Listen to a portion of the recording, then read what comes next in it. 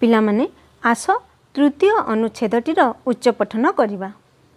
ଏହା ସତ୍ତ୍ୱେ ଏକଥା ସତ୍ୟ ଯେ କୌଣସି ଦେଶର ଗୌରବ ସେ ଦେଶର ଲୋକଚରିତ୍ର ଉପରେ ନିର୍ଭର କରେ। ତଦ୍ୱାରା ଦେଶ ବଳିୟାନ ହୁଏ। ଲୋକମାନଙ୍କ ଚରିତ୍ର ଓ ଜୀବନର ଗୁଣ ଶକ୍ତିର ମୁଖ୍ୟ ଉତ୍ସ ଅଟେ।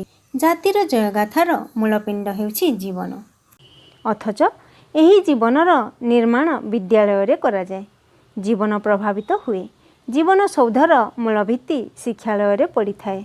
ଚରିତ୍ର ଗଠନ ସେଠୁ ବିଧିବଦ୍ଧ ଭାବରେ ହୁଏ। ପୁଣି ଶିକ୍ଷକ ହୁଅନ୍ତି ବିଦ୍ୟାଳୟ। ଶିକ୍ଷାୟତନକୁ ସତ୍ୟ, ଶିବ ଓ ସୁନ୍ଦର କରିବାରେ ଶିକ୍ଷକ ହିଁ ମୁଖ୍ୟତଃ ଦାୟୀ।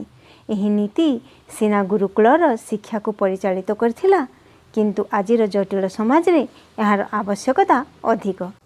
ତୃତୀୟ ଅନୁଚ୍ଛେଦର କଠିନ ଶବ୍ଦ ହେଲା ସୌଧ।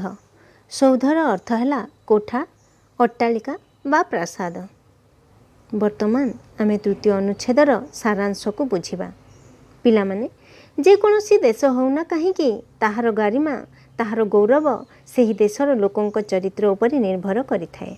ଜାତିର ଜୟଗାଥାର ମୂଳପିଣ୍ଡ ହେଉଛି ଜୀବନ, ଅର୍ଥାତ୍ ଲୋକମାନଙ୍କର ଆଚାର ବ୍ୟବହାର, ଚାଲିଚଳନ ତଥା ଜୀବନର ମାନବିକ ମୂଲ୍ୟବୋଧ ହେଉଛି ସେ ଜାତି ତଥା ଦେଶର ଜୟଗାଥାର ମୂଳପିଣ୍ଡ। ଏହି ଜୀବନ, ମାନବିକ ମୂଲ୍ୟବୋଧ ତଥା ଚରିତ୍ରର ଗଠନ ଆରମ୍ଭ ହୋଇଥାଏ ବିଦ୍ୟାଳୟରୁ। ଆମ ଦେଶ କିପରି ଚାଲିଚଳନ, ଆଚାର ବ୍ୟବହାର ତଥା ମାନବିକ ମୂଲ୍ୟବୋଧରେ ଭରପୁର ସେ କଥା ମୁଁ ଗୋଟିଏ ଉଦାହରଣ ଦେଇ ବୁଝାଇ ଦେଉଛି।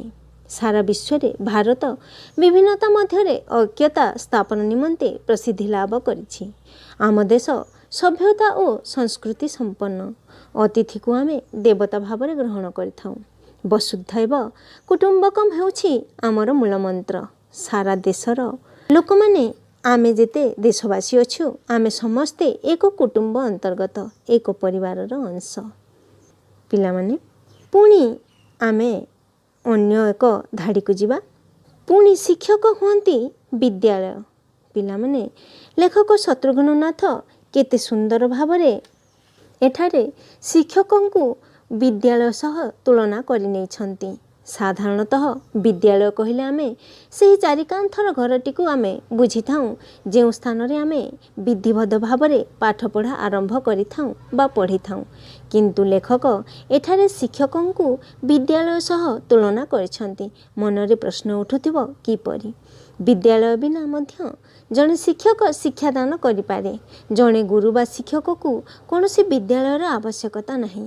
ସେ ଯେକୌଣସି ସ୍ଥାନରେ, ଯେକୌଣସି ମୁହୂର୍ତ୍ତରେ, ଯେକୌଣସି ପରିସ୍ଥିତିରେ ମଧ୍ୟ ଶିକ୍ଷା ଦେଇପାରନ୍ତି।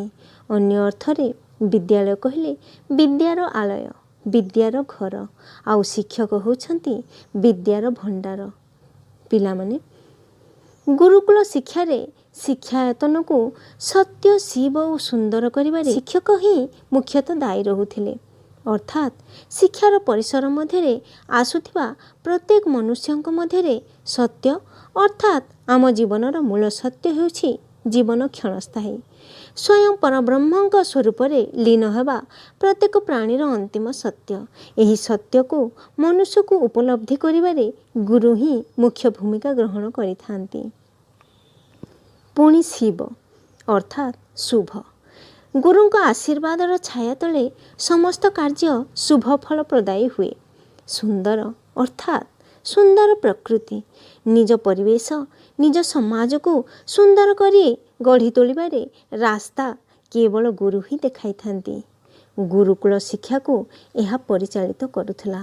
କିନ୍ତୁ ବର୍ତ୍ତମାନ ଯୁଗରେ ଏହାର ଆବଶ୍ୟକତା ଅଧିକ ମାତ୍ରାରେ ରହିଛି ବୋଲି ପ୍ରାବନ୍ଧିକ ପ୍ରଫେସର ଶତ୍ରୁଘ୍ନନାଥ ଲେଖିଛନ୍ତି। ପିଲାମାନେ, ତୃତୀୟ ଅନୁଚ୍ଛେଦଟିକୁ ଭଲ ଭାବରେ ବୁଝିଥିବ ବୋଲି ମୋର ଆଶା ଆଉ ବିଶ୍ୱାସ। ଆସ ପ୍ରଶ୍ନଟି ଆଲୋଚନା କରି ତାହାର ଉତ୍ତର ଜାଣିବା। ପ୍ରଶ୍ନଟି ହେଲା, ନିମ୍ନ ଶବ୍ଦଗୁଡ଼ିକର ବିପରୀତ ଶବ୍ଦ ଲେଖ।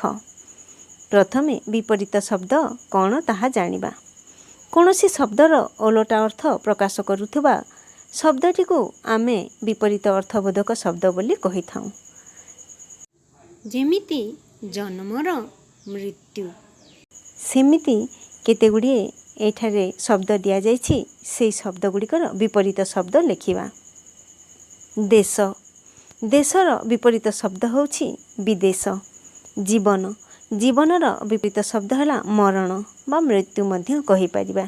ମୁଖ୍ୟ, ମୁଖ୍ୟର ବିପରୀତ ଶବ୍ଦ ହେଲା ଗୌଣ।